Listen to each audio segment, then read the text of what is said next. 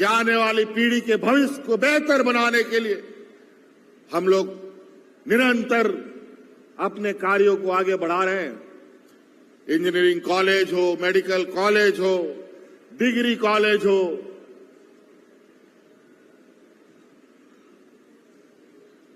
कई ऐसी चीजें जिसको लेकर हम लोग बहुत तेजी से आगे बढ़ेंगे। यहां तक कि विदेश में भी मरांगों के स्कॉलरशिप संचालित है, जहां 50 बच्चों को हर साल विदेशों में पढ़ने के लिए हम लोग भेजते हैं और लगातार इसकी मांग बढ़ रही है। पहले 25 बच्चों को भेजने का हम लोगों का कानून था और बच्चों का उत्साह इतना कि लगातार बच्चे इसके लिए प्रयासरत हैं। अंतोगत्वा बच्चों का उत्साह देखकर हमें उसको 25 बच्चों से बढ़ा करके 50 बच्चों को करना पड़ा है। तो कई ऐसी चीजें हैं। अभी तो ये राज चलना शुरू किया है। राज अलग होने का ये 25वां साल बेचारा ये झारखंड राज जिन लोगों को दौड़ने सिखाने का जिम्मा जिनके हाथ में था, झारखंड को दौड़ाने का काम तो किया नहीं, बल्कि इस झारखंड को कीचड़ के दलदल में डाल दिया।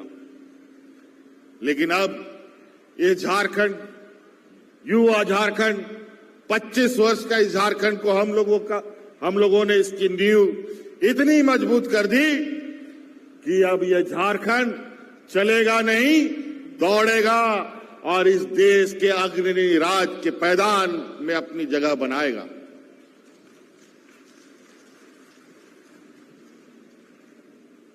कई समाचार पत्रों में, कई सर्वे रिपोर्ट में धीरे धीरे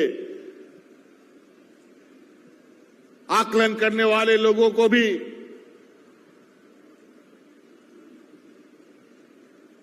ये आश्चर्य हो रहा है कि झारखंड में क्या हो रहा है। ग्रामीण अर्थव्यवस्था से लेकर पूरे राज्य की अर्थव्यवस्था को निरंतर बल मिल रहा है और आने वाला समय में ये और इसको गति मिलेगी। आज जिस तरीके से अलग अलग कारणों से देश की अर्थव्यवस्था एक बुरे दौर से गुजर रहा है,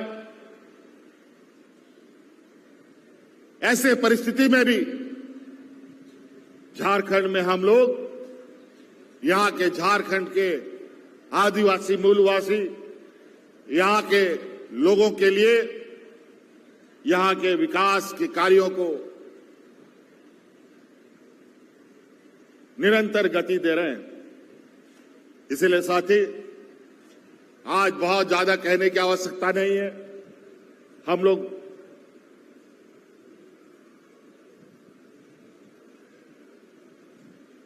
बातें करने से ज्यादा काम पर हम लोग ध्यान दें और इसको लेकर हम लोग कार्य योजना बनाएं और जो कार्य योजना बने उस कार्य योजना पर आप लोगों का नजर हो और आप लोग उसका लाभ उठा पाएं। इसीलिए आज बहुत और नहीं ज्यादा कहते हुए इन्हीं बातों के साथ अपनी बातों को विराम देना चाहूंगा। बहुत बहुत धन्यवाद। यहां आए हुए सभी लोगों को मेरी ओर से पुनः धन्यवाद।